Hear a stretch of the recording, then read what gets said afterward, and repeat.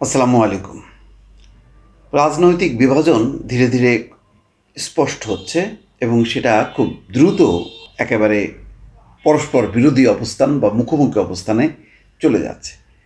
কেন বললাম দর্শক, একটা বক্তব্য থেকে নাহিদ ইসলাম এনসিপির প্রধান, তিনি বলছেন জুলাই অভ্যুত্থানের আকাঙ্ক্ষা অধরা থেকে যাচ্ছে। কী কারণে অধরা থেকে যাচ্ছে?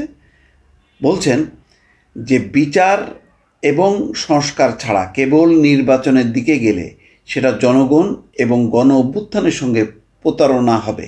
আমরা সেই প্রতারণা কাউকে করতে দেব না। খেয়াল করেন, মানে এখন এই মুহূর্তে সবচেয়ে বড় বাধা যেন নির্বাচন। আর নির্বাচন যদি হয় তাহলে সংস্কারও হবে না, বিচারও হবে না। আসলে বিষয়টা হচ্ছে এই যে নির্বাচন হলে তো এই ইউনূস সরকার থাকবে না। ইউনূস সরকার না থাকলে এখন যারা রাজনৈতিক সুবিধা পাচ্ছে তাদের সেই সুবিধাটা থাকবে না। এখন নানান পক্ষ, নানান ক্ষমতার পক্ষ আছে, তারা নানা রকম শক্তি প্রদর্শন করছে, মত তৈরি করে প্রশাসন এবং সরকারের উপর থেকে বা কাছ থেকে তারা সুবিধাটা নিচ্ছে। কিন্তু নির্বাচন হবার পর একটা রাজনৈতিক দল যখন ক্ষমতায় আসে তখন আর ওই বাকিদের আর ওই সুযোগগুলো থাকে না। এখন যেমন যেহেতু সবাই রাজা, মানে এখন তো কোনো নির্দিষ্ট কোনো রাজা নেই, এখন বাগানের প্রত্যেকটা বাঘ হচ্ছে রাজা। এইটাই হচ্ছে এই সুবিধাটা নির্বাচন হয়ে গেলে আর থাকবে না। এটাই হচ্ছে মোদ্দা কথা। এখানে দেখেন বলছেন কি, নাহিদ ইসলাম যুক্তি দিচ্ছে যে নির্বাচনের বিপক্ষে যেই দার্শনিক যুক্তি সেগুলো বলছেন, কোনো ব্যক্তি, গোষ্ঠী বা দলকে সুবিধা বা ক্ষমতা দিতে কেউ রাজপথে নামেনি, কেউ জীবন দেয়নি। গণ অভ্যুত্থানের আকাঙ্ক্ষা বাস্তবায়নে যদি সরকার ব্যর্থ হয়, যদি কোনো রাজনৈতিক পক্ষ সেখানে বাধা তৈরি করে, তাহলে জনগণ আবারও রাজপথে নেমে আসবে। আমরা জীবন দিতে আবার প্রস্তুত থাকব। আচ্ছা, জনগণের আকাঙ্ক্ষা কী ছিল? জুলাই আগস্টে ছাত্ররা শুরু করলো হচ্ছে মানে কোটা সংস্কার বা কোটার যে বৈষম্য তার বিরুদ্ধে। কিন্তু যখন নাকি সেটা একটা সরকার পরিবর্তন বা সরকার পতনের মতন অবস্থায় গেল, তখন জনগণ সেখানে নেমে আসলো, বা জনগণ ওই একটা দাবিকে ঘিরে তাদের যে মনের ভিতরে দিনের আকাঙ্ক্ষা যে এই সরকারকে তারা চায় না, সেই আকাঙ্ক্ষাটা তীব্র হলো এবং গণঅভ্যুত্থান সংগঠিত হলো, সরকার পতন ঘটল। আচ্ছা, তখন কি যখন ঠিক ওই মুহূর্তে তখন কি সংস্কার এই দাবিটা উচ্চারিত হয়েছে? কখনো কেউ উচ্চারণ করেনি, আমি শুনি নাই। বিচার, হ্যাঁ, সেটা তো সবসময় একটা বিচার, যে যারা টাকা পাচার করছে, যারা গণহত্যা করছে তাদের বিচার করতে হবে, এটা তো একটা সামগ্রিক দাবি, এটা সবসময় থাকবে। কিন্তু একটা সরকার যখন কি পতন হয়, তারপরে কি আসে? একটা ইন্টারিম গভর্নমেন্ট আসে, যে আর একটা গণতান্ত্রিক শাসন ব্যবস্থার দিকে চলে যাওয়া। তো মানে এই জনগণ সবচেয়ে বড় বঞ্চিত হয়েছে গত 15 বছরে কি ভোট থেকে, যে তারা তাদের আকাঙ্ক্ষা অনুযায়ী নির্বাচনের মধ্য দিয়ে সরকার নিয়ে আসতে পারেনি। তো যখন কি একটা সরকারের পতন ঘটে গেল, তখন তারা একটা সরকার তো নিয়ে আসবে, নির্বাচিত সরকার, নাকি নির্বাচন ছাড়াই চলতে থাকবে বছরের পর বছর? এটা কি চলে? এটা কি বাস্তবতা? এটা হয় কোনো দিন? অন্য কোনো দেশ স্বীকৃতি দিবে, মর্যাদা দেবে না তো।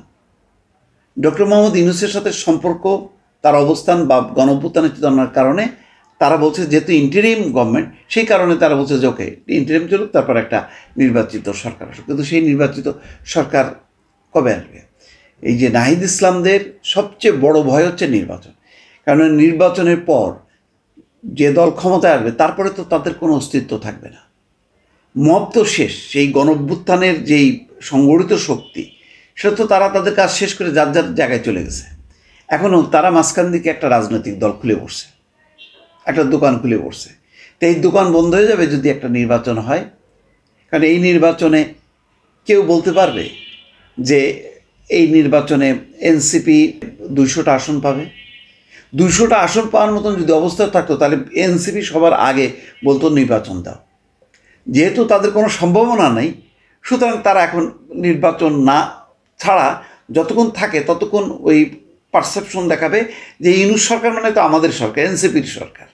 এই রাজনৈতিক সুবিধা নেওয়ার জন্যই মূলত হচ্ছে এই সংস্কার বিচার। কারণ সংস্কার, এমন কোনো সংস্কার আছে যে সংস্কার বলা যাবে যে আচ্ছা এই 6 মাসের মধ্যে এই সংস্কার হয়ে যাবে, তারপরে আর সংস্কার লাগবে না? এমন কোনো বিচার আছে যেই বিচার বলা যাবে 6 মাসের মধ্যে হয়ে যাবে, আর লাগবে না? যেই পরিমাণ লুটপাট, টাকা পাচার, দুর্নীতি, এটা শেষ করতে মানে কয়েকটা টার্ম গভর্নমেন্ট আসবে, তাও এইটা চলতে থাকবে। এই বিচার চলবেই। এই গণহত্যার বিচার, যে পরিমাণ হত্যা হয়েছে, যে পরিমাণ মামলা, ভিকটিমরা, বিএনপি আস্তে আস্তে মামলা শুরু করছে, এই মামলা চলতে থাকবে, এই বিচার চলতে থাকবে। তাহলে নির্বাচন হবে না? এটা কোনো যুক্তি হতে পারে?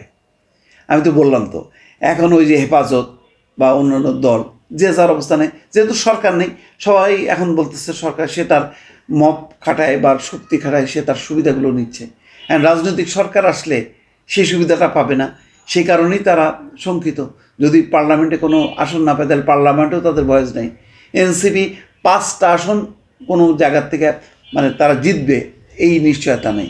ফলে যতক্ষণ নির্বাচন না হয় ততক্ষণ পর্যন্ত এনসিপির জন্য সুবিধা। বড় ভয়, নির্বাচনটাকে তাদের একটা বড় ভয়। এই ভয় থেকে তারা একটা অনির্বাচিত একটা সরকারকে আঁকড়ায় থেকে ডক্টর মোহাম্মদ ইউনূসকে, আমার যেটা ধারণা যে কিছু মানুষ ডক্টর মোহাম্মদ ইউনূসকে বিভ্রান্ত করতেছে, বলতেছে স্যার লাগবে না, এই গণঅভ্যুত্থানই তো বিশাল ম্যান্ডেট হয়ে গেছে, এটার বলে আপনি আজীবন থাকতে পারেন ক্ষমতায়।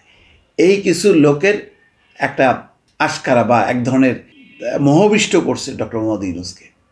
তাদের ফাঁদে পড়ে তিনি এখন নির্বাচনটা, তিনিও একটা বড় শত্রু মনে করতেছে যে আর এই নির্বাচন হলেই তো বিএনপি আসবে, তাহলে আমি কোথায়? তাহলে আমার যারা ক্ষমতা আনলো তারা কোথায়? এইরকম সংখ্যা থেকে তারা এখন সবচেয়ে বড় শত্রু হচ্ছে এইসব গোষ্ঠীর নির্বাচন। দর্শক ভালো থাকবেন, আল্লাহ হাফেজ।